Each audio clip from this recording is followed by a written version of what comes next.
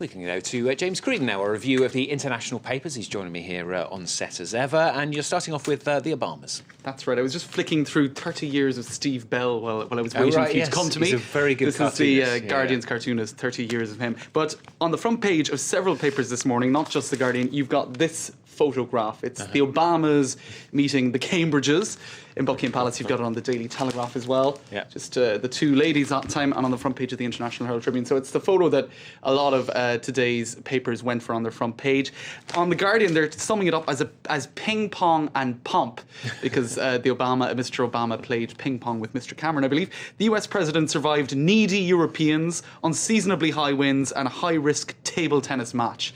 They say a little tongue-in-cheek on the front page. They're also talking about how Irish rain and Icelandic ash had forced the White House party to arrive in London 12 hours early. But the British weather wasn't so clement either, as we see in the next photograph, because indeed the winds were unseasonably high, and you can see a photograph of Michelle Obama getting caught in winds outside Buckingham Palace. Yeah, luckily it's top half. So it wasn't just Irish rain in the end, it was British wind too. Never just Now we'll move to Gawker, American news website.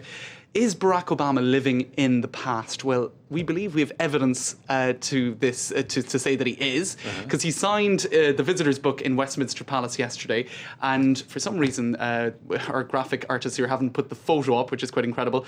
Basically, he signed it 24th of May 2008.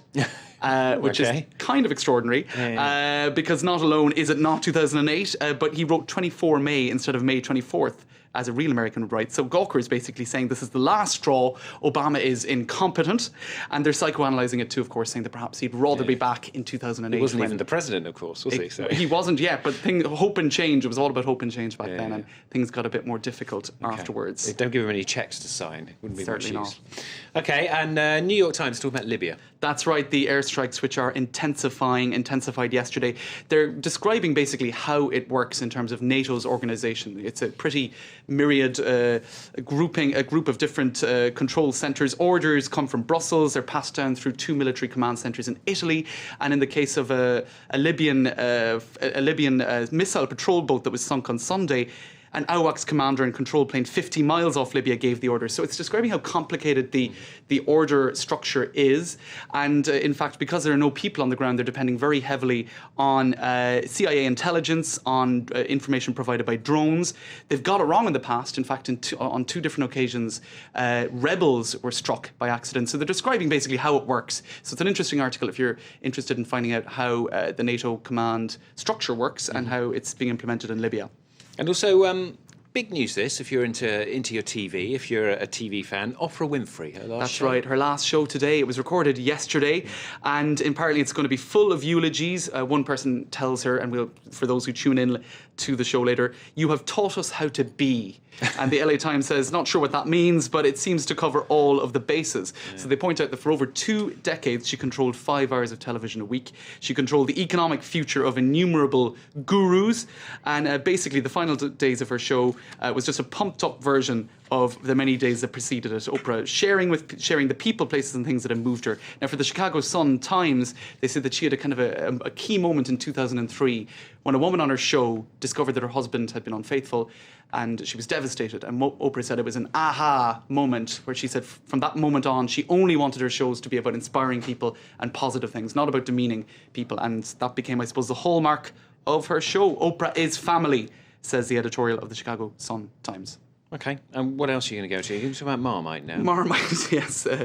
It's been banned in Denmark. Can you believe that? This is perhaps one of the most explain what it is, because there might be some people that don't know what Marmite is. Even in Ireland, it's not eaten that much. It's a real English product, right? Yeah. You put it on your toast, and I'm not a fan, I have to say. Yeah, but it's sort you of love it or you hate savoury, salty type, yeasty type product. Yeah.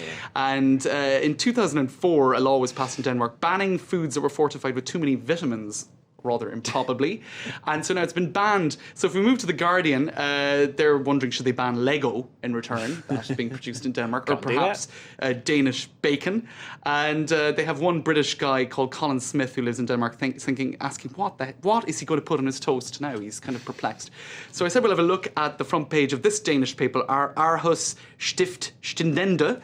which Very is good. not talking about this at all. So I think, it's pretty big news. You'd think that they'd have it on the front page, but they're talking about sculptures by the sea on the front page of that paper. So clearly the Danes don't really care. They don't eat it. They're banning it. It's the expats will have to deal with it. Perhaps it'll be on the front page tomorrow because of the interracial row that it's caused. Exactly. James, thank you very much. James Creedon here with the International Newspapers this morning.